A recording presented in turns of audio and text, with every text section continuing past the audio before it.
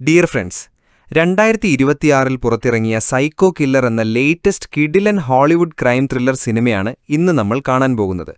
ചില കൊലയാളികൾ അവർ ചെയ്ത കുറ്റം മറയ്ക്കാൻ ശ്രമിക്കും, പക്ഷേ ചിലരുണ്ട്, അവർ തന്നെ ആ കുറ്റം കണ്ടെത്താൻ നിങ്ങളെ നിർബന്ധിതരാക്കും. ഈ കഥയിലെ കില്ലർ നമ്മൾ സ്വപ്നത്തിൽ പോലും വിചാരിക്കാത്ത അത്രയും ക്രൂരമായ കാര്യങ്ങൾ ചെയ്ത് നഗരം വിറപ്പിക്കുകയാണ്. ആ കില്ലർ ഓരോ മേഡറിനും ശേഷവും പോലീസിനൊരു ക്ലൂ ഇട്ടുകൊടുത്തോണ്ടു പോകുന്നു. പക്ഷേ യഥാർത്ഥ ചോദ്യം അവൻ ആരാണെന്നല്ല, അവൻ എന്തിനീ കൊടും ക്രൂരത ചെയ്യുന്നു എന്നതാണ്. ആ സൈക്കോ കില്ലറുടെ ക്രൂരതയ്ക്കിരയായ സ്വന്തം ഭർത്താവിന്റെ ജീവന് കണക്ക് ചോദിക്കാനിറങ്ങുന്ന ഒരു ലേഡി പോലീസ് ഓഫീസറുടെ കഥയും കൂടിയാണിത്.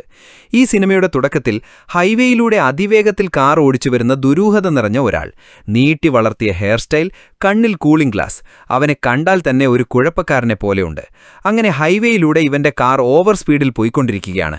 വഴിയിൽ അത് കണ്ട ഒരു ഹൈവേ പട്രോൾ ഓഫീസർ തന്റെ കാറിൽ ഇവനെ പിന്തുടർന്നു വരുന്നു. ഇവൻ കാർ റോഡരികിൽ ഒതുക്കി നിർത്തുന്നു. പട്രോൾ ഓഫീസർ അവന്റെ കാറിനടുത്തേക്ക് പോകുകയാണ്.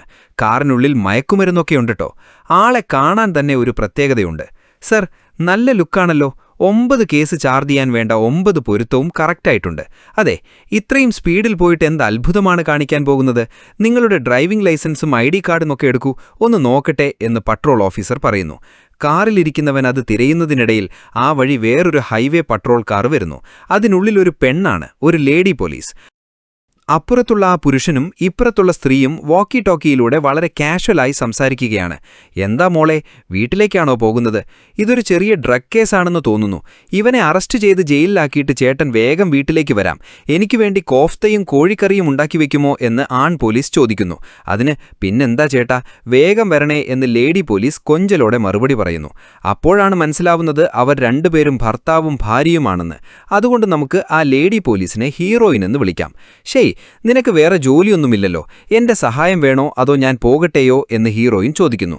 ഇവനെ കണ്ടില്ലേ, ഒരു ചെറിയ കേസാ, ഇവനെ നോക്കാൻ എന്തിനാ 2 പേർ, നീ പൊയ്ക്കോ എന്ന് ഭർത്താവ് പറഞ്ഞതോടെ ഹീറോയിൻ കാർ എടുത്ത് കുറച്ചു ദൂരം പോയി. പക്ഷെ അവൾക്കുള്ളിൽ ഒരു അസ്വസ്ഥത തോന്നി. എന്തോ ശരിയല്ലല്ലോ എന്ന് കരുതി ഹീറോയിൻ വേഗം കാറ് തിരിച്ചു വന്ന ആ നിമിഷം അവിടെ ഭർത്താവ് കാർ ചെക്ക് ചെയ്യാൻ കാറിനടുത്തേക്ക് പോയതും അവളുടെ ഭർത്താവിന്റെ നെഞ്ചിലൂടെയും തലയിലൂടെയും രക്തം ചീറ്റിച്ചുകൊണ്ട് ചറപറ വെടിയുണ്ടകൾ പായുന്നു. എന്താണ് സംഭവിക്കുന്നതെന്ന് ആലോചിച്ച് തീരുന്നതിന് മുൻപേ കാറിലുണ്ടായിരുന്ന കില്ലർ ഭർത്താവിനെ വെടിവെച്ചിട്ട് മിന്നൽ വേഗത്തിൽ അവിടെ നിന്നും രക്ഷപ്പെട്ടു. ഇവിടെയാണ് സിനിമയുടെ ടൈറ്റിൽ വരുന്നത്. അടുത്തതായി ഭർത്താവിനെ കൊന്നത് ആരാണെന്നതിനെക്കുറിച്ച് ടിവിയിൽ ഒരു ന്യൂസ് ഇൻട്രോ വരുന്നു. ഇവൻ കൊല്ലുന്ന ആദ്യത്തെ ആളല്ല ഈ ഭർത്താവ്. ഈ കില്ലർ ഒരു ട്രാവൽ സൈക്കോയാണെന്ന് തോന്നുന്നു. ഒരിടത്ത് നിന്ന് യാത്ര തുടങ്ങി വരുന്ന വഴിയിലുടനീളം ആണെന്നോ പെണ്ണെന്നോ വ്യത്യാസമില്ലാതെ 17 പേരെ അവൻ കൊന്നിട്ടുണ്ട്. അതും വാക്കുകൾ കൊണ്ട് വിവരിക്കാൻ പറ്റാത്ത വിധം ചിലരെ വെട്ടിനുറുക്കിയിട്ടുണ്ട്. ചിലരുടെ തല മാത്രം വെട്ടിമാറ്റിയിട്ടുണ്ട്. ഇത്രയൊക്കെ മുറിവുകൾ ഏൽപ്പിക്കാൻ കഴിയുമോ എന്ന് തോന്നിപ്പോകുന്ന വിധത്തിലാണ് ഇരകളുടെ ശരീരത്തിലെ മുറിവുകൾ. ഇതിൽ ശ്രദ്ധിക്കേണ്ട പ്രധാന കാര്യം, കില്ലർ കൊലപാതകം നടത്തുന്ന എല്ലാ സ്ഥലങ്ങളിലും കൊല്ലപ്പെട്ടവരുടെ രക്തം കൊണ്ട് തന്നെ സാത്താന്റെ ചിഹ്നമോ സാത്താന്റെ വാക്കുകളോ എഴുതിവെച്ചിട്ടുണ്ടാകും. അതുകൊണ്ട് ഇവൻ സാത്താനെ ആരാധിക്കുന്നവനാണെന്നും അതിന്റെ ചടങ്ങായിട്ടാണ് ഈ കൊലപാതകങ്ങളെല്ലാം ചെയ്യുന്നതെന്നും കരുതി ഇവന് സാത്താനിക് സ്ലാഷർ എന്ന് പേരിട്ടിട്ടുണ്ട്. ഒരു വശത്ത് ടിവിയിൽ ഇങ്ങനെ വാർത്തകൾ ഓടിക്കൊണ്ടിരിക്കുമ്പോൾ മറുഭാഗത്ത് കൊലപാതകം നടത്തിയ കില്ലർ യാതൊരു പേടിയുമില്ലാതെ ഒരു ഹോട്ടലിൽ റൂം എടുത്ത് താമസിക്കുകയാണ്. ഭീകരമായ ഒരു മാസ്ക് ഒക്കെ ധരിച്ചിട്ടാണ് അവൻ ഇരിക്കുന്നത്. റൂമിനുള്ളിൽ പോലും അവൻ ആ മാസ്ക് അഴിക്കുന്നില്ല. റൂമിൽ ഇത്രയധികം സ്ഥലമുണ്ടായിട്ടും ബെഡിൽ കിടക്കാതെ അതൊക്കെ വിട്ട് അവനൊരു കബോർഡ് തുറന്ന് അതിനുള്ളിൽ കയറി ചുരുണ്ടുകൂടി കിടക്കുകയാണ്. കയ്യിലൊരു ഷോട്ട് ഗണ്ണുമായി ആരെങ്കിലും വന്നാൽ തീർക്കാൻ റെഡിയായിരിക്കുകയാണ്. ഇങ്ങനെ കൊലപാതകം നടന്ന അന്ന് രാത്രി കഴിയുന്നു.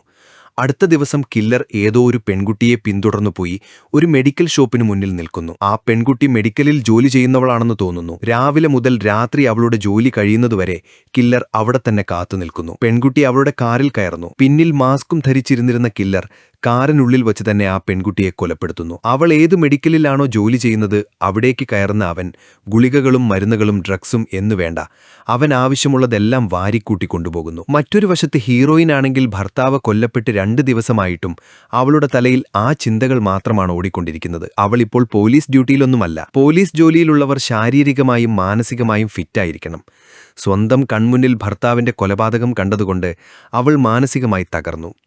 അതുകൊണ്ട് കൗൺസിലിങ്ങിന് പോയാലേ ശരിയാകൂ എന്ന് പറഞ്ഞ് ഡിപ്പാർട്ട്മെന്റ് ദിവസവും 1 മണിക്കൂർ കൗൺസിലിങ്ങിന് അയക്കുന്നുണ്ട്. ഒരു കടമയ്ക്ക് വേണ്ടി അവിടെ ഇരുന്നിട്ട് ഒരു ഘട്ടത്തിൽ സഹിക്കാനാവാതെ രാത്രിക്ക് രാത്രി തന്നെ സാധനങ്ങളൊക്കെ കെട്ടിപ്പെറുക്കി എങ്ങോട്ടോ പോകാനൊരുങ്ങുകയാണ്. ഇത് കണ്ട ഹീറോയിന്റെ അച്ഛൻ, മോളെ നീ എങ്ങോട്ടാണ് പോകുന്നത്, നീ എന്തിനാണ് പോകുന്നത് എന്നെനിക്കറിയാം, വേണ്ട എന്ന് ഞാൻ പറഞ്ഞില്ലേ.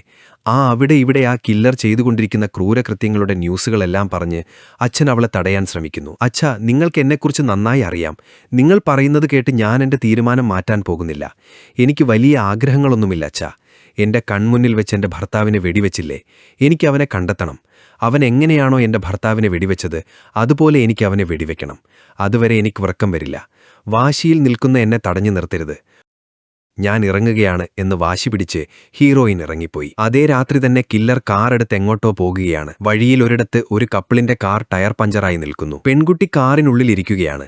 ആൺകുട്ടി ടയർ മാറ്റുന്നു. വഴിയിൽ ഇങ്ങനെ ഒരു ഇരയെ കിട്ടുമ്പോൾ കില്ലർ വിടുമോ? ഇത് കണ്ടതും കാർ റിവേഴ്സ് എടുത്ത് വന്നവൻ ഒരു ചുറ്റിക കൊണ്ട് ആൺകുട്ടിയുടെ തല തകർത്തു. രക്തം കാറിൽ തെറിക്കുന്നു. എന്താ പുറകിലെന്തോ പൊട്ടുന്നത് പോലുള്ള ശബ്ദം കേൾക്കുന്നത് എന്ന് പേടിയോടെ പെൺകുട്ടി പുറത്തേക്ക് വരുമ്പോൾ ആ ഭീകരമായ മാസ്കും ധരിച്ച് അവൻ നിൽക്കുന്നു. അയ്യോ, എന്നെ രക്ഷിക്കണേ എന്ന് വിളിച്ച് ആ പെൺകുട്ടി ഹൈവേയിലൂടെ ഓടുന്നു. അപ്പോൾ എതിർവശത്ത് നിന്ന് ഒരു ട്രക്ക് അതിവേഗത്തിൽ വരുന്നു. പെൺകുട്ടിയെയും പിന്നാലെ ഓടിക്കുന്ന കില്ലറെയും കണ്ടതും ഡ്രൈവർ പെട്ടെന്ന് ബ്രേക്ക് ഇട്ടപ്പോൾ ട്രക്ക് മറിയുന്നു. ഓടി വരികയായിരുന്ന ആ പെൺകുട്ടി മുൻജന്മത്തിൽ എന്തെങ്കിലും പുണ്യം ചെയ്തിട്ടുണ്ടാകാം. കില്ലറുടെ കയ്യിൽ അകപ്പെട്ട് ക്രൂരമായി മരിക്കാതെ റോഡിലൂടെ ഉരസി വരുന്ന ട്രക്കിടിച്ച് സ്ഫോടനമുണ്ടായി അവൾ മരിക്കുന്നു. കില്ലർക്കൊരു ശൈലിയുണ്ടല്ലോ. കൊലപാതകം നടത്തുന്ന ഇടങ്ങളിലൊക്കെ കൊല്ലപ്പെട്ടവരുടെ രക്തമെടുത്ത് അതുകൊണ്ട് സാത്താന്റെ ചിഹ്നങ്ങളും വചനങ്ങളും എഴുതിവെക്കും. അതുപോലെ കൊല്ലപ്പെട്ട ആൺകുട്ടിയുടെ രക്തമെടുത്ത് കാറിൽ സാത്താന്റെ ചിഹ്നം വരച്ചുവെച്ചിട്ട് അവൻ പോകുന്നു. മറുഭാഗത്ത് നാട് വിട്ടിറങ്ങിയ ഹീറോയിൻ കില്ലർ ഓരോ സ്ഥലത്തായി കൊലപാതകങ്ങൾ നടത്തിവരികയാണല്ലോ. അതുകൊണ്ട് അവൻ ഇതുവരെ ഏതൊക്കെ സ്ഥലങ്ങളിൽ കൊലപാതകം നടത്തിയിട്ടുണ്ടോ ആ സ്ഥലങ്ങളിലെ പോലീസുകാരുമായി ബന്ധപ്പെടുന്നു. ഹൈവേ പട്രോൾ ഓഫീസർ എന്ന തന്റെ ഐഡി ഉപയോഗിച്ച്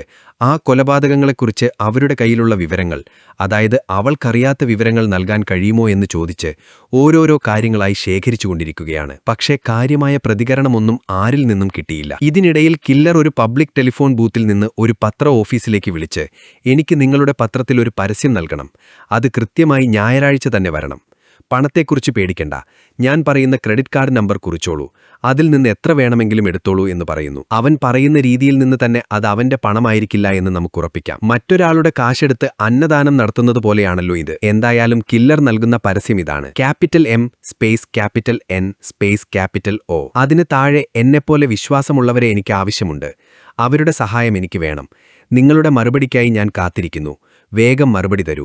ഇതാണ് ആ പരസ്യം. ഒരുപക്ഷെ തന്നെപ്പോലെ സാത്താൻ വിശ്വാസികളെ അവൻ രഹസ്യമായി വിളിക്കുകയാണ്. ആ പരസ്യം കഴിയുമ്പോൾ ഈ വശത്ത് ഹീറോയിൻ എല്ലായിടത്തും ചോദിച്ചിട്ടും ആരും ഗൗനിക്കുന്നില്ല എന്ന് കണ്ടപ്പോൾ ഈ കേസ് പ്രധാനമായും കൈകാര്യം ചെയ്യുന്ന FBI ഓഫീസിലേക്ക് തന്നെ നേരിട്ട് പോകുന്നു. കേസ് അന്വേഷിക്കുന്ന ഓഫീസറോട് അവർ പറയുന്നു, നിങ്ങൾക്കും അറിയാമല്ലോ, ഒരാഴ്ച മുൻപ് ഇവിടെ ഒരു ഹൈവേ പട്രോൾ ഓഫീസർ കൊല്ലപ്പെട്ടില്ലേ? അതെന്റെ ഭർത്താവായിരുന്നു. അദ്ദേഹം മരിച്ചതിൽ പിന്നെ എനിക്ക് സമാധാനമില്ല. അദ്ദേഹത്തെ കൊന്നതാരാണെന്ന് എനിക്ക് കണ്ടുപിടിച്ചേ പറ്റൂ. നിങ്ങളുടെ അന്വേഷണത്തിൽ വെറും 2 ദിവസത്തേക്ക് എന്നെയും കൂടി ഉൾപ്പെടുത്തുമോ? എനിക്ക് വേണ്ട വിവരങ്ങൾ കിട്ടിയാൽ ഞാൻ ഉടൻ പൊക്കോളാം. ഹീറോയിൻ അപേക്ഷിച്ചെങ്കിലും ഓഫീസർ പറയുന്നു, മോളെ, നിന്റെ നഷ്ടം വലുതാണ്. അതിൽ എന്റെ ആഴത്തിലുള്ള അനുശോചനം അറിയിക്കുന്നു. പക്ഷേ അതിനുവേണ്ടി നിന്നെ ഇതിൽ ഉൾപ്പെടുത്തി എന്റെ ജോലിയിൽ റിസ്ക് എടുക്കാൻ എനിക്ക് കഴിയില്ല. നിനക്ക് മനസ്സിലാകുമല്ലോ, നീ നാട്ടിലേക്ക് തിരിച്ചു പോകുന്നതാണ് നിനക്ക് നല്ലത്. ആ ഏജന്റ് ഹീറോയിനെ തീരെ ഗൗനിക്കുന്നില്ല. പക്ഷേ അവൻ ഗൗനിച്ചില്ലെങ്കിലും കൂടെയുണ്ടായിരുന്ന ഒരു ലേഡി ഏജന്റ് ഹീറോയിന്റെ സങ്കടം ശ്രദ്ധിക്കുന്നുണ്ട്. ഈ ബഹളങ്ങൾക്കിടയിൽ സന്തോഷിക്കണോ സങ്കടപ്പെടണോ എന്നറിയാത്ത ഒരു സാഹചര്യത്തിലാണ് ഹീറോയിൻ. അവൾ ഗർഭിണിയാണ്. വയറ്റിലൊരു കുഞ്ഞിനെയും വെച്ച് ഇപ്പോൾ കില്ലറെ തേടി നടക്കാൻ പറ്റുമോ? പോട്ടെ എന്ന് കരുതി ഹീറോയിൻ തിരിച്ചു പോകാൻ ഒരുങ്ങുകയാണ്. അപ്പോഴാണ് രാവിലെ അവളെ ശ്രദ്ധിച്ച ആ ലേഡി ഏജന്റ് വിളിച്ച്, എനിക്ക് നിന്നോട് സംസാരിക്കണം, നീ ഈ ബാറിലേക്ക് വരൂ എന്ന് പറയുന്നത്. ഹീറോയിൻ എന്താണ് വേണ്ടത്? ആ കില്ലറെക്കുറിച്ച് അവൾക്കറിയാത്ത വിവരങ്ങളല്ലേ? അത് നൽകാനാണ് അവർ വന്നിരിക്കുന്നത്. ഞാനിപ്പോൾ നിന്നോട് പറയുന്നത് എന്റെ മേലുദ്യോഗസ്ഥൻ അറിഞ്ഞാൽ അയാൾ എന്നെ പച്ചയ്ക്ക് തിന്നും. എങ്കിലും നിന്റെ മുഖം കണ്ടിട്ട് പറയാതിരിക്കാൻ കഴിയുന്നില്ല. നീ കേട്ടോളൂ എന്ന് പറഞ്ഞ് കില്ലറെക്കുറിച്ചുള്ള വിവരണം തുടങ്ങുന്നു. കില്ലർ ആദ്യമായി കൊലപാതകം തുടങ്ങിയത് 17 ദിവസം മുൻപ് ഹിഡൻ വാലി എന്ന സ്ഥലത്താണ്. അവിടെയാണ് ആദ്യ കൊലപാതകം നടന്നത്. കൊല്ലപ്പെട്ടത് ഒരു ഹോട്ടൽ ഉടമയാണ്. അദ്ദേഹത്തിന്റെ തല അറുത്തുമാറ്റിയിട്ട് ഹോട്ടലിലെ ഡ്രസ്സും ഭക്ഷണവും അവനുവേണ്ട സാധനങ്ങളുമെല്ലാം കില്ലർ അടിച്ചുമാറ്റിക്കൊണ്ടുപോയി. കില്ലർ കൊല്ലുന്ന പകുതി ആളുകളുടെയും പിന്നിൽ അവൻ എന്തിനാണ് കൊല നടത്തുന്നത് എന്നതിനൊരു കാരണമുണ്ട്. അവന് വേണ്ട ചില സാധനങ്ങൾ അവരിൽ നിന്ന് കൈക്കലാക്കുക എന്നതാണത്. ഉദാഹരണത്തിന് മെഡിക്കൽ ഷോപ്പിലെ പെൺകുട്ടിയെ കൊന്ന് മരുന്നുകൾ മോഷ്ടിച്ചത് നമ്മൾ കണ്ടല്ലോ. അങ്ങനെ പടിഞ്ഞാറ് നിന്ന് യാത്ര തുടങ്ങി കിഴക്കോട്ട് വന്നുകൊണ്ടിരിക്കുന്നവൻ വഴിയിലുടനീളം കൊലപാതകങ്ങൾ നടത്തുന്നു. അവൻ നടത്തിയ മറ്റൊരു കൊലപാതകം ഒരു ഗൺ ഷോപ്പ് ഉടമയുടേതായിരുന്നു. അദ്ദേഹത്തെ കൊന്ന് കടയിലുണ്ടായിരുന്ന തോക്കുകളും വെടിയുണ്ടകളും ഗ്രനേഡുകളും വരെ അവൻ അടിച്ചുമാറ്റി. ഇതുകൂടാതെ ചിലവിനുള്ള പണത്തിനായി കൊല്ലുന്നവരുടെ കയ്യിൽ നിന്ന് പണവും ക്രെഡിറ്റ് കാർഡും മോഷ്ടിക്കുന്നു. ശരി, നിങ്ങൾ പറയുന്നത് പോലെ സാധനങ്ങൾക്ക് വേണ്ടിയാണ് അവൻ ചിലരെ കൊല്ലുന്നതെന്ന് വെക്കാം. പക്ഷേ ലൈബ്രറിയിൽ കയറി അവിടുത്തെ സെക്യൂരിറ്റി ഗാർഡിനെയും ലൈബ്രറിയനെയും കൊന്നതെന്തിനാണ് എന്ന് ഹീറോയിൻ ചോദിക്കുന്നു. അതാണ് മോളെ ഞങ്ങൾക്കും മനസ്സിലാവാത്തത്. ലൈബ്രറിയിൽ കയറി എൻ പിന്നെ ഡി എന്ന് തുടങ്ങുന്ന 2 പുസ്തകങ്ങൾ അവൻ എടുത്തുകൊണ്ടുപോയിട്ടുണ്ട്. അതെന്തിനാണെന്നറിയില്ല. പക്ഷേ അവനിപ്പോൾ കിഴക്ക് നിന്ന് പടിഞ്ഞാറോട്ട് വന്നുകൊണ്ടിരിക്കുകയാണ്. വരുന്ന വഴിക്കൊക്കെ കൊലപാതകങ്ങൾ ചെയ്യുന്നു. കൊലപാതകം നടത്തുന്ന സ്ഥലത്ത് രക്തം കൊണ്ട് സാത്താന്റെ ചിഹ്നം വരച്ചുവെക്കുന്നു. എല്ലാ രാത്രിയും അവൻ ഏതെങ്കിലും ഒരു ഹോട്ടലിൽ താമസിക്കുന്നുണ്ടെന്ന് ഉറപ്പാണ്. അങ്ങനെ ഏജന്റ് പറഞ്ഞപ്പോൾ നിൽക്ക്, അവൻ ഹോട്ടലിലാണ് താമസിക്കുന്നതെന്ന് നിങ്ങൾക്ക് എങ്ങനെ ഇത്ര ഉറപ്പിച്ചു പറയാൻ പറ്റും? നിങ്ങൾക്കെങ്ങനെ അറിയാം എന്ന് ഹീറോയിനൊരു സംശയം. ഇതിന് വേറെ വിശദീകരണം വേണോ? ശരി, വാ, നേരിട്ട് തന്നെ കാണിച്ചു തരാം എന്ന് പറഞ്ഞ് ഏജന്റ് ഹീറോയിനെ ഒരു ഹോട്ടലിലേക്ക് കൂട്ടിക്കൊണ്ടുപോയി. ഇവിടെയാണ് മോളെ കില്ലർ അവന്റെ അവസാനത്തെ കൊലപാതകം നടത്തിയത്. 2 ദിവസം മുൻപ് രാത്രി ഒരാൾ ഒറ്റയ്ക്ക് വന്ന് റൂമെടുത്തു. പണം ക്യാഷായിട്ടാണ് നൽകിയത്. റൂമിൽ കയറിയ ശേഷം അവൻ പുറത്തേക്ക് ഇറങ്ങിയിട്ടില്ല. വാതിലിന് പുറത്ത് ഡു നോട്ട് ഡിസ്റ്റർബ് ബോർഡും തൂക്കിയിരുന്നു. പാവം ജോലി ചെയ്യുന്ന പെൺകുട്ടി അത് കണ്ടില്ല. അവൾ അവളുടെ പാട്ടിന് റൂമിനുള്ളിലേക്ക് കയറിപ്പോയി. അപ്പോൾ നോക്കിയാൽ കില്ലർ സാത്താനുമായി ബന്ധപ്പെട്ട എന്തോ പണിയിലായിരുന്നു എന്ന് തോന്നുന്നു. അകത്തു വന്ന പെൺകുട്ടിയെ കണ്ടതും കോടാലിയെടുത്ത് ഒറ്റ വെട്ടിന് ആ പെൺകുട്ടിയെ 2 കഷ്ണമാക്കി. കൂടെ പതിവ് പോലെ ആ പെൺകുട്ടിയുടെ രക്തം കൊണ്ട് റൂം മുഴുവൻ എന്താണ് ചെയ്തു വെച്ചിരിക്കുന്നതെന്ന് നോക്കൂ എന്ന് ഏജന്റ് പറഞ്ഞുകൊണ്ട് ഹീറോയിനെ റൂമിനുള്ളിലേക്ക് കൊണ്ടുപോയി. റൂം മുഴുവൻ രക്തം കൊണ്ട് ഓരോ പേക്കോലങ്ങൾ എഴുതി വെച്ചിരിക്കുകയാണ് കില്ലർ. ഓപ്പൺ ദ ഗേറ്റ്സ് എന്ന വാക്ക്, MI എന്ന വാക്ക് എന്നിങ്ങനെ ഒരുപാട് കാര്യങ്ങൾ അവിടെയുണ്ട്. ഇതൊക്കെ കണ്ടപ്പോൾ ഹീറോയിന് പണ്ടു നടന്ന ഒരു കാര്യം ഓർമ്മ വന്നു. അവൾ ഏജന്റിന്റെ ലാപ്ടോപ്പ് വാങ്ങി 20 വർഷം മുൻപ് നടന്ന ഒരു കേസ് ഏജന്റിന് കാണിച്ചു കൊടുത്തു. ഒരു പള്ളി. അവിടെ ഫാദറായിരുന്ന റീവ്സ് എന്നൊരാൾ സാത്താന്റെ അടുത്ത് പോകണമെങ്കിൽ ഒരു കൂട്ടം ആളുകളെ ചടങ്ങായി ബലി നൽകണമെന്ന് വിശ്വസിച്ച് 1 അല്ല 2 അല്ല 13 പേരെ ഒരേ സമയം ഒരിടത്ത് കൂട്ടി നരബലി നൽകി. വിവരമറിഞ്ഞ് അവനെ അറസ്റ്റ് ചെയ്തു. അവൻ അപ്പോൾ തന്നെ പിടിയിലായി. അവന് വധശിക്ഷ വിധിച്ച് അത് നടപ്പിലാക്കുന്നതിന് മുൻപ് ജയിലിൽ വെച്ച് അവനൊരു പോലീസുകാരനെ ആക്രമിച്ചുവെന്ന് പറഞ്ഞ് അവനെ അപ്പോൾ തന്നെ വെടിവെച്ചു കൊന്നു. ഇപ്പോൾ കില്ലർ കൊലപാതകം നടത്തുന്ന സ്ഥലത്തെല്ലാം സാത്താനുമായി ബന്ധപ്പെട്ട കാര്യങ്ങൾ എഴുതിവെക്കുന്നുണ്ടല്ലോ. അതുപോലെ തന്നെ അയാളും പള്ളി മുഴുവൻ ഓരോ തോന്നിയാസങ്ങൾ എഴുതിവെച്ചിരുന്നു. അതുകൊണ്ട് ഇവ രണ്ടും ഒരേപോലെയാണെന്ന് നിങ്ങൾക്ക് തോന്നുന്നില്ലേ എന്ന് ഹീറോയിൻ ചോദിക്കുന്നു. ശരിയാണ് മോളെ, ഈ കില്ലറുടെ കേസ് വന്നപ്പോൾ ഞങ്ങളും റീവ്സിന്റെ കേസ് നോക്കിയിരുന്നു. പക്ഷെ നോക്കൂ, ഇപ്പോൾ നടക്കുന്നത് സീരിയൽ കില്ലിങ്സാ. എന്നാൽ റീവ്സ് ചെയ്തത് സീരിയൽ കൊലപാതകമല്ലല്ലോ, അതൊരു കൂട്ടക്കൊലയായിരുന്നു, മാസ് മർഡർ. ഒരിടത്ത് 13 പേരെ ഒരുമിച്ചു കൂട്ടി എല്ലാവരെയും ഒരേ സമയം കൊന്നു. അങ്ങനെയാണെങ്കിൽ അത് തമ്മിൽ ബന്ധമുണ്ടാകാൻ സാധ്യതയില്ല. ഏജന്റ് ഇങ്ങനെ പറഞ്ഞെങ്കിലും ആർക്കറിയാം, ഒരുപക്ഷെ റീവ്സിനെ മാതൃകയാക്കിക്കൊണ്ടുപോലും കില്ലർ ഈ കൊലപാതകങ്ങൾ ചെയ്യാം. എന്തുതന്നെ ആയാലും നിങ്ങൾ പറയുന്നത് വെച്ച് നോക്കിയാൽ കില്ലർ ഈ ദിശയിൽ നിന്ന് ആ ദിശയിലേക്ക് വരികയല്ലേ? വരുന്ന വഴിയിൽ എവിടെയൊക്കെ താമസിക്കുന്നുണ്ടോ? ഇനി അവൻ എന്തായാലും ഈ സർക്കിളിനുള്ളിൽ എവിടെയെങ്കിലും ആയിരിക്കും താമസിക്കുന്നത്. അതിനെ വെച്ച് തിരഞ്ഞാൽ അവനെ പിടിക്കാം. ഞാൻ ശ്രമിച്ചു നോക്കാം എന്ന് പറഞ്ഞ് ഹീറോയിൻ ഇറങ്ങാൻ നേരത്ത് ഏജന്റ് അവസാനമായി പറയുന്നു, എന്റെ ജോലി പോയാലും ശരി, ഈ കാര്യം ഞാൻ നിന്നോട് പറയാൻ പാടില്ലാത്തതാണ്. എങ്കിലും പറയാതിരിക്കാൻ കഴിയുന്നില്ല. കുറച്ച് ദിവസങ്ങൾക്ക് മുൻപ് ഒരു കെട്ടിടം തകർക്കാൻ വേണ്ടി അവിടെ ഒരുപാട് സ്ഫോടക വസ്തുക്കൾ സൂക്ഷിച്ചിരുന്നു. ആ സ്ഫോടക വസ്തുക്കളെല്ലാം ഇപ്പോൾ കാണാനില്ല. ഒരു നാടിനെ മുഴുവൻ നശിപ്പിക്കാൻ ശേഷിയുള്ളതാണ് ആ സ്ഫോടക വസ്തുക്കൾ. നമ്മൾ തിരയുന്ന ഈ കില്ലറാണ് അത് കൊണ്ടുപോയതെങ്കിൽ കാര്യങ്ങൾ അപകടമാകും. നീ സൂക്ഷിക്കണം എന്ന് പറഞ്ഞ് ആ ലേഡി ഏജന്റ് പോകുന്നു. മറുവശത്ത് ഹീറോയിൻ ഇപ്പോൾ റീവ്സ് എന്നൊരാളുടെ കേസിനെക്കുറിച്ച് പറഞ്ഞല്ലോ. ആ കേസും ഈ കില്ലറുടെ കേസും തമ്മിൽ താരതമ്യം ചെയ്ത് ടിവിയിൽ വാർത്തകൾ വരുന്നു. അതിപ്പോൾ ഒരു ഹോട്ടലിൽ താമസിക്കുന്ന കില്ലർ മാസ്കും ധരിച്ച് വളരെ ദേഷ്യത്തോടെ നോക്കി നിൽക്കുകയാണ്. കൂടെ അവന്റെ മുന്നിലുള്ള കലണ്ടറിൽ മാർച്ച് 28 എന്ന തീയതി അടയാളപ്പെടുത്തി വെച്ചിട്ടുണ്ട്. എന്താണെന്ന് ആലോചിക്കുമ്പോഴേക്കും അടുത്ത സീനിൽ രാവിലെ കുളിച്ച് റെഡിയായി ഇറങ്ങിയ കില്ലർ ഒരു പള്ളിയിലേക്ക് പോകുന്നു. അവിടെ ഒരു ഫാദർ ഒറ്റയ്ക്കിരിക്കുമ്പോൾ കില്ലർ കുമ്പസാരക്കൂട്ടിലേക്ക് കയറുന്നു. പാവം, എന്തെങ്കിലും തെറ്റ് ചെയ്തിട്ട് കുമ്പസരിക്കാൻ വന്നതായിരിക്കും എന്ന് കരുതി അത് കേൾക്കാൻ ഫാദർ അകത്തു പോയിരിക്കുന്നു. നിങ്ങൾ കാരണമാണ്, നിങ്ങളെപ്പോലെയുള്ള ഒരു പാതിരി കാരണമാണ് ഞാനിപ്പോൾ ഈ നിലയിലെത്തിയത്. നിങ്ങൾക്കൊന്നും ജീവിക്കാൻ അർഹതയില്ല എന്ന് പറഞ്ഞ് ഒരു ട്യൂബ് പോലുള്ള കമ്പി ഫാദറിന്റെ കഴുത്തിലേക്ക് കുത്തിയിറക്കുന്നു. ആ ട്യൂബിലൂടെ വരുന്ന രക്തം കില്ലർ യാതൊരു അറപ്പുമില്ലാതെ കുടിച്ചുകൊണ്ടിരിക്കുകയാണ്. എന്തൊരു അസ്വാഭാവികമായ കാര്യമാണിത് എന്ന് നമുക്ക് തോന്നിപ്പോകും.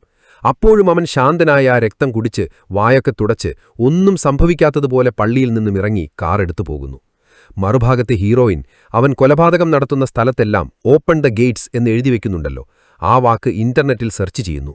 സാത്താൻ ആരാധകർ 20 വർഷം മുൻപ് റീവ്സ് ചെയ്ത കൊലപാതകങ്ങളിൽ ആവേശം ഉൾക്കൊണ്ട് അതേ പേരിലൊരു ആൽബം സോങ് വരെ ഡാർക്ക് വെബിൽ റിലീസ് ചെയ്തിട്ടുണ്ട്.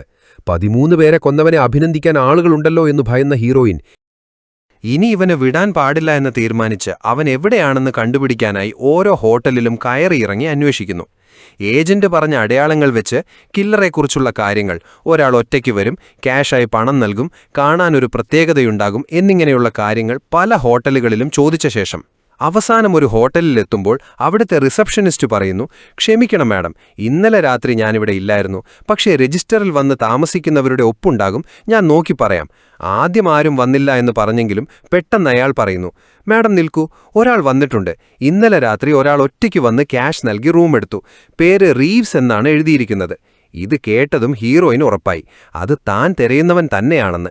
നോക്കൂ, ഞാൻ പറയുന്നത് ശ്രദ്ധിച്ചു കേൾക്കൂ. ആ റൂമിൽ തങ്ങിയിരിക്കുന്നവൻ ഒരു സാധാരണക്കാരനല്ല, അവൻ വളരെ അപകടകാരിയാണ്. സേത്താനിക് സ്ലാഷർ എന്ന നാട് മുഴുവൻ തിരയുന്നവനാണവൻ. വേഗം പോലീസിനെ വിളിക്കൂ എന്ന് പറഞ്ഞ് തോക്കുമായി അവൻ താമസിക്കുന്ന റൂമിലേക്ക് ഹീറോയിൻ പോകുന്നു.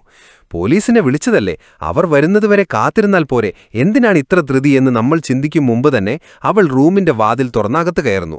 റൂമിൽ ആരുമില്ല. അവിടെ ഇരിക്കുന്ന ഒരു പത്രത്തിൽ കില്ലർ നേരത്തെ MNO എന്ന തലക്കെട്ടിൽ ഒരു പരസ്യം നൽകിയിരുന്നല്ലോ. അതിന് മറുപടിയായി ആരെങ്കിലും നൽകിയ രഹസ്യമായൊരു സന്ദേശം ആ പത്രത്തിലുണ്ട്. കില്ലർ അത് മാത്രം മാർക്ക് ചെയ്തു വെച്ചിരിക്കുകയാണ്. അത് ഹീറോയിന്റെ ശ്രദ്ധയിൽപ്പെട്ടതും ബാത്റൂമിൽ ആരോ ഉള്ളതുപോലെ ഒരു ശബ്ദം കേൾക്കുന്നു. സാവധാനം ചെന്ന് ബാത്റൂമിന്റെ വാതിൽ തുറന്നെങ്കിലും അവിടെ ആരുമില്ല. പക്ഷെ ഒരു ഷോട്ട് ഗൺ ഇരിക്കുന്നുണ്ട്. ഹീറോയിൻ അത് നോക്കി നിൽക്കുമ്പോൾ തന്നെ കില്ലർ എപ്പോഴും കബോർഡിനുള്ളിലാണല്ലോ ഒളിച്ചിരിക്കുന്നത്. മാസ്കും ധരിച്ച് കബോർഡിൽ നിന്ന് പുറത്തു വന്ന അവൻ ഹീറോയിനെ അടിച്ചു തെറിപ്പിക്കുന്നു. ഹീറോയിൻ തിരിച്ചു പ്രതിരോധിക്കാൻ ശ്രമിക്കുന്നുണ്ടെങ്കിലും അവൻ അടങ്ങുന്നില്ല. ഒറ്റ തള്ളലിന് ഹീറോയിനെ റൂമിന് പുറത്തേക്ക് എറിഞ്ഞ ശേഷം പോലീസ് വരുന്നതിന് മുൻപ് തന്നെ അവൻ പിൻവാതിലിലൂടെ രക്ഷപ്പെടുന്നു. അവൻ രക്ഷപ്പെട്ടെങ്കിലും ഹീറോയിൻ ഒരു തെളിവ് കിട്ടിയല്ലോ. കില്ലർ പത്രത്തിൽ കൊടുത്ത പരസ്യത്തിന് മറുപടിയായി വന്ന പരസ്യം. അതിൽ വലിയ കാര്യങ്ങളൊന്നുമില്ലെങ്കിലും MNO എന്ന തലക്കെട്ടിന് താഴെ കുറച്ച് ഫോൺ നമ്പറുകൾ മാത്രമാണുള്ളത്. ഇതെങ്ങനെ ഡീകോഡ് ചെയ്യുമെന്ന് ഹീറോയിൻ ചിന്തിച്ചിരിക്കുമ്പോൾ യാദർച്ഛികമായി അവൾ ഫോൺ കയ്യിലെടുക്കുന്നു. ഫോണിലെ കീപാഡിൽ 0 മുതൽ 9 വരെയുള്ള നമ്പറുകളുണ്ടല്ലോ. പഴയ കീപാഡ് ഫോണുകളിലൊക്കെ കാണുന്നതുപോലെ 1 താഴെ ABC, 2 താഴെ DEF എന്നിങ്ങനെ ഓരോ നമ്പറിന് താഴെയും ആൽഫബറ്റ്സ് ഉണ്ടാവുമല്ലോ. അത് കണ്ടപ്പോൾ പത്രത്തിലുള്ള നമ്പറുകൾ ഈ ആൽഫബറ്റ്സ് വെച്ച് ഡീകോഡ് ചെയ്താൽ രഹസ്യം കണ്ടെത്താമോ എന്ന് അവൾ ചിന്തിക്കുന്നു. ഒരേ സമയം ഹീറോയിനും മറ്റൊരു വശത്തെ കില്ലറും ആ ഫോൺ നമ്പറുകൾ ആൽഫബറ്റ്സുമായി ഒത്തുനോക്കി കഠിനമായ പരിശ്രമത്തിനു ശേഷം ആ രഹസ്യ സന്ദേശവും കൂടെയുള്ള ഒരു ഫോൺ നമ്പറും കണ്ടെത്തുന്നു. ഞങ്ങളെപ്പോലെ വിശ്വാസമുള്ളവരെ സ്വാഗതം ചെയ്യുന്നു, ഞങ്ങളുമായി ബന്ധപ്പെടൂ എന്നാണ് സന്ദേശം. ഹീറോയിൻ ആ ഫോൺ നമ്പർ വെച്ച് ലൊക്കേഷൻ കണ്ടുപിടിക്കുന്നു. കില്ലർ ആ നമ്പറിലേക്ക് വിളിക്കുമ്പോൾ ഒരാൾ ഫോൺ എടുത്തു പറയുന്നു, ഹലോ സർ, സാത്താൻ നിങ്ങളെ അനുഗ്രഹിക്കട്ടെ. ഈ നമ്പറിലേക്ക് കോൾ വരുന്നുണ്ടെങ്കിൽ തങ്ങൾ നൽകിയ സന്ദേശം ഡീകോഡ് ചെയ്യാൻ കഴിയുന്ന തങ്ങളുടെ ആളുകളിൽ ആരെങ്കിലും ആയിരിക്കുമെന്ന് അവർക്കറിയാം. ആ വീടിന്റെ തലവൻ ഒരു വയസ്സനാണ്. അയാളുടെ അസിസ്റ്റന്റാണ് സംസാരിക്കുന്നത്. ഞങ്ങളുടെ മെസ്സേജ് ഡീകോഡ് ചെയ്തെങ്കിൽ തീർച്ചയായും നിങ്ങൾ ഞങ്ങളെ കാണാൻ യോഗ്യനാണ്. ഇതെന്റെ ബോസിനോട് പറഞ്ഞാൽ അദ്ദേഹം അഭിമാനിക്കും. പെട്ടെന്ന് ഇങ്ങോട്ട് പോരൂ സാർ, ഞങ്ങൾ നിങ്ങൾക്കായി കാത്തിരിക്കുകയാണ് എന്നു പറഞ്ഞതും കില്ലർ വണ്ടിയെടുത്ത് അങ്ങോട്ട് തിരിയുന്നു. അതൊരു പ്രേത ബംഗ്ലാവ് പോലെയാണ്. ഗേറ്റിൽ നിന്നും വീട്ടിലേക്ക് തന്നെ 2 കിലോമീറ്റർ ദൂരമുണ്ട്. അസിസ്റ്റന്റ് ഒരു ചെറിയ വണ്ടിയുമായി വന്ന് കില്ലറെ അങ്ങോട്ട് കൂട്ടിക്കൊണ്ടുപോകുന്നു. ഇത്രയും ദൂരം ഞങ്ങളെ കാണാൻ വന്നിരിക്കുകയാണല്ലോ, അങ്ങനെ കാണാൻ ആഗ്രഹിക്കുന്നുണ്ടെങ്കിൽ അതിന് പിന്നിലൊരു കാരണമുണ്ടാകുമല്ലോ, അതെന്താണെന്ന് പറയാമോ എന്ന് യാത്രയ്ക്കിടയിൽ അസിസ്റ്റന്റ് ചോദിക്കുമ്പോൾ, എനിക്കൊരു വിവരം ആവശ്യമുണ്ട്. അതാരോടെങ്കിലും ചോദിക്കുന്നതിനേക്കാൾ എന്നെപ്പോലെ സാത്താനിൽ വിശ്വസിക്കുന്ന നിങ്ങളോട് ചോദിച്ചാൽ ശരിയാകുമെന്ന് കരുതിയാണ് ഞാൻ പരസ്യം നൽകിയത്. ആ വിവരം ലഭിക്കുമോ എന്ന് കില്ലർ ചോദിക്കുകയാണ്. സർ, നമ്മുടെ ബോസ് പ്രേതത്തിന്റെ തലയിലെ പേൻ വരെ നോക്കുന്ന ആളാണ് സർ. അദ്ദേഹത്തിനൊരു ചെറിയ വിവരം തരാൻ കഴിയില്ലേ? അതൊക്കെ നമുക്ക് നോക്കാം, വരൂ എന്ന് പറഞ്ഞ അസിസ്റ്റന്റ് കില്ലറെ വീട്ടിനുള്ളിലേക്ക് കൊണ്ടുപോകുന്നു. അവിടെ മേശയ്ക്കരികിലിരിക്കുന്ന വയസ്സൻ കുറെ അനുയായികളെ കൂട്ടിവെച്ച് സാത്താനാണ് വലിയ പവർ എന്നൊക്കെ പറഞ്ഞ് എന്തൊക്കെയോ വിഡ്ഢിത്തങ്ങൾ വിളിച്ചു പറയുകയാണ്. കില്ലർ ഇതൊന്നും ശ്രദ്ധിക്കുന്നില്ല. അവൻ എന്തിനാണോ വന്നത് ആ വിവരം കിട്ടുമോ എന്ന് ആ വയസ്സനോടും ചോദിക്കുന്നു. അതിനല്ലേ അസിസ്റ്റന്റിനെ വെച്ചിരിക്കുന്നത്? അവൻ വാമ്പയസുമായി വരെ കൂട്ടുകൂടുന്നവനാണ്, അവനെല്ലാം നോക്കിക്കോളും എന്ന് വയസ്സൻ പറയുന്നു. ഇവന്മാരെന്താണീ പറയുന്നത്? ഓരോരുത്തരും ഓരോ ബിൽഡപ്പ് കൊടുക്കുകയാണല്ലോ എന്ന് നമ്മൾ ചിന്തിക്കുമ്പോൾ അസിസ്റ്റന്റ് കില്ലറോട് തനിയെ ചോദിക്കുന്നു, എന്ത് വിവരമാണ് നിങ്ങൾക്ക് വേണ്ടത്? വന്നതു മുതൽ നിങ്ങൾ അതുതന്നെ ചോദിച്ചുകൊണ്ടിരിക്കുകയാണല്ലോ, പറയൂ, ഞാനത് കണ്ടുപിടിച്ചു തരാം എന്ന് അസിസ്റ്റന്റ് പറയുന്നു. കില്ലർ മറുപടി നൽകുന്നു, ഞാൻ ഒരാളെ തിരയുകയാണ്.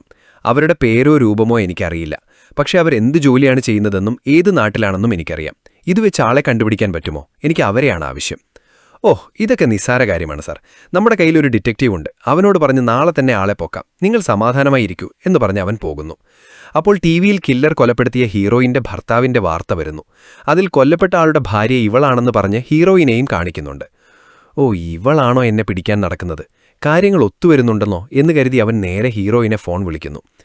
എന്താ മോളെ, എന്നെ പിടിക്കാൻ കഷ്ടപ്പെടുകയാണല്ലോ. നിന്റെ പരിശ്രമത്തിന് സമ്മാനമായി ആർക്കും അറിയാത്തൊരു കാര്യം ഞാൻ പറയാം. കഴിയുമെങ്കിൽ എന്നെ പിടിക്കൂ. വരുന്ന മാർച്ച് 28-ന് ഞാൻ ഗേറ്റ്സ് തുറക്കാൻ പോവുകയാണ്. അവിടെ വന്ന് എന്നെ തടയാൻ നോക്ക് എന്ന് രഹസ്യമായി എന്തോ സൂചിപ്പിച്ചുകൊണ്ട് അവൻ ഫോൺ വയ്ക്കുന്നു.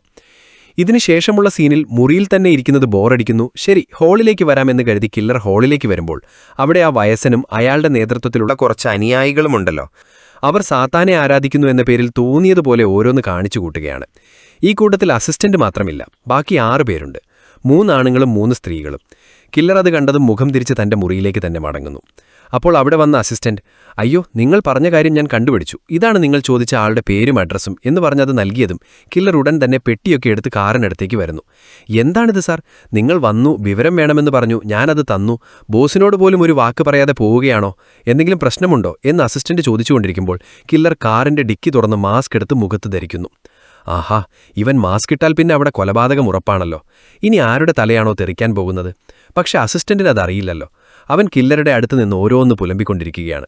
മാസ്ക് ഇട്ട ശേഷം കില്ലർ ഒന്ന് തിരിഞ്ഞു നോക്കിയതും അസിസ്റ്റന്റ് ആകെ പേടിച്ചുപോയി. സർ, നിങ്ങളാണോ ആ സ്ലാഷർ? സോറി സർ, അറിയാതെ ഓരോന്ന് പറഞ്ഞുപോയതാണ്, എന്തെങ്കിലും തെറ്റുണ്ടെങ്കിൽ ക്ഷമിക്കണം സർ എന്ന് പറഞ്ഞ് അവൻ അപേക്ഷിക്കാൻ തുടങ്ങി. ഡൈ, നിങ്ങൾ സാത്താന്റെ പേരും പറഞ്ഞ് സ്വന്തം ലാഭത്തിനു വേണ്ടി നടക്കുന്നവരാണോ? നിങ്ങളെയൊക്കെ വിശ്വസിച്ച് ഞാൻ വന്നല്ലോ. ഇപ്പോൾ അകത്താ ചടങ്ങ് നടക്കുമ്പോൾ നീ അവിടെ ഇല്ലാത്തതുകൊണ്ട് നിന്നെ ഞാൻ ജീവനോടെ വിടുകയാണ്. തിരിഞ്ഞു നോക്കാതെ ഓടിക്കോ. ഈ കാര്യം ഇനി എവിടെയെങ്കിലും പുറത്തു പറഞ്ഞാൽ നിന്നെ ഞാൻ വെറുതെ വിടില്ല എന്ന് ഭീഷണിപ്പെടുത്തി അവനെ ഓടിക്കുന്നു. ഞാൻ നിന്നെ കണ്ടുകഴിഞ്ഞു, നീ എവിടെ പോയാലും ഞാൻ നിന്നെ തേടി വരും, അതുമാത്രം ഓർത്താൽ മതിയെന്ന് കില്ലർ പറഞ്ഞതും അസിസ്റ്റന്റ് ജീവനും കൊണ്ടോടി. പിന്നെ അകത്ത് 6 പേര് ആഹ്ലാദത്തിലാണല്ലോ, അവരെ തീർക്കേണ്ടതുണ്ട്. കോടാലിയുമായി അകത്തുപോയ കില്ലർ 6 പേരെയും വെട്ടിനുറുക്കി. ഇതെല്ലാം സ്ലോ മോഷനിൽ കാണിച്ച ശേഷം കില്ലർ മുറിക്ക് പുറത്തുവരുന്നു. അപ്പോൾ ജനൽ കണ്ണാടിയിൽ ഒരു മിന്നായം പോലെ എന്തോ തിളങ്ങുന്നത് കണ്ടു. ജനലിനടുത്തേക്ക് പോരവൻ തന്റെ മുഖം കാണിക്കാതെ മാസ്ക് മാത്രം ജനലിനടുത്തേക്ക് കാണിച്ചു. അപ്പോഴാണ് ഒരു വെടിയുണ്ട വന്ന് അതിൽ തറച്ചത്. നോക്കുമ്പോൾ ദൂരെ നിന്ന് ഹീറോയിൻ സ്നൈപ്പർ ഗൺ ഉപയോഗിച്ച് വെടിവെച്ചതാണ്. പക്ഷേ അവൻ ബുദ്ധിപരമായി രക്ഷപ്പെട്ടു. അവനെ തീർത്തുവെന്ന് ഹീറോയിൻ വിചാരിച്ചിരിക്കുമ്പോൾ പുറത്തുവന്ന കില്ലർ തന്റെ കാറുകൊണ്ട് ഹീറോയിന്റെ കാറിൽ ഇടിച്ച് അതിനെ ഒരു കുഴിയിലേക്ക് തള്ളിയിട്ടു. അതിനുശേഷം ഹീറോയിൻ അവനെ പിന്തുടരാൻ കഴിയില്ല. അവൻ രക്ഷപ്പെട്ടു കഴിഞ്ഞു. തുടർന്നെത്തിയ പോലീസിനോട് ഹീറോയിൻ ശരിക്കും ദേഷ്യപ്പെടുന്നുണ്ട്. ഞാൻ നിങ്ങളോട് എത്ര തവണ പറഞ്ഞു ഇവിടെ കില്ലറുണ്ടാകും, വന്നു പിടിക്കൂ എന്ന്. നിങ്ങൾ കേട്ടോ? ഇപ്പോൾ നോക്കൂ, അവനിവിടെ 6 കൊലപാതകങ്ങൾ നടത്തി എന്നെയും കൊല്ലാൻ നോക്കിയിട്ട് അവൻ രക്ഷപ്പെട്ടു. ഇനി എപ്പോഴാണ് നിങ്ങൾ ഞാൻ പറയുന്നത് കേൾക്കുക? ഇപ്പോഴെങ്കിലും ഒന്ന് മനസ്സിലാക്കൂ. 20 വർഷം മുൻപ് റീവ്സ് എന്നാൾ 13 കൊലപാതകങ്ങൾ ചെയ്തിരുന്നു. അവനെ മാതൃകയാക്കി ചിലർ ആൽബം പാട്ടുകൾ വരെ റിലീസ് ചെയ്തിട്ടുണ്ട്. റീവ്സ് എന്ന പേരും ആ ആൽബം പാട്ടുമൊക്കെ ഇൻസ്പയർ ആക്കിയാണ് ഇപ്പോൾ ഈ കില്ലർ കൊലപാതകങ്ങൾ നടത്തിവരുന്നത്. അവസാനം എന്തോ ഒരു വലിയ സംഭവം ചെയ്യുക എന്നതാണ് അവന്റെ പ്രധാന പദ്ധതി. റീവ്സ് 13 പേരെ ഏത് പള്ളിയിൽ വെച്ചാണോ കൊന്നത്, അതേ പള്ളിയിൽ വെച്ച് തന്നെയായിരിക്കും ഇവനും തന്റെ അവസാന കളി കളിക്കുക. ആ നിലയ്ക്ക് അവനിനി എന്താണ് ചെയ്യാൻ പോകുന്നതെന്ന് ചിന്തിക്കൂ. അവനെ പിടിക്കാം, ദയവായി വീണ്ടും ബുദ്ധിശൂന്യരെ പോലെ ഇരിക്കരുത് എന്ന് ഹീറോയിൻ ഇത്രയൊക്കെ പറഞ്ഞിട്ടും പോലീസ് അത് ഗൗനിക്കുന്നില്ല. മറുഭാഗത്ത് രക്ഷപ്പെട്ട കില്ലർ രക്ഷപ്പെടുന്നതിനു മുൻപേ അസിസ്റ്റന്റിൽ നിന്നും താൻ തിരയുന്ന ആരുടെയോ പേരും അഡ്രസ്സും വാങ്ങിയിരുന്നല്ലോ. ആ വിലാസം തേടിയാണ് ഇപ്പോൾ അവൻ പോകുന്നത്. അവൻ ആ വീട്ടിലേക്ക് പോകുന്നു. ആ സമയത്ത് അവിടെ ആരുമില്ല. രാത്രി വരെ കാത്തിരുന്നിട്ട് ഒരു ദമ്പതികൾ വന്ന് കാറ് പാർക്ക് ചെയ്യുമ്പോൾ ഒരു ഉറുമ്പിനെ പിടിക്കുന്നതുപോലെ വളരെ എളുപ്പത്തിൽ അവരെ അവൻ പിടികൂടുന്നു. ഇതേസമയം ഏത് പള്ളിയിലാണോ അനിഷ്ട സംഭവങ്ങൾ നടക്കാൻ സാധ്യതയുള്ളതെന്ന് ഹീറോയിൻ വിശ്വസിക്കുന്നത്, ആ പള്ളിക്കെതിർവശത്തുള്ള ഒരു കെട്ടിടത്തിനു മുകളിൽ ബൈനോക്കുലറുമായി അവൾ നിൽക്കുകയാണ്.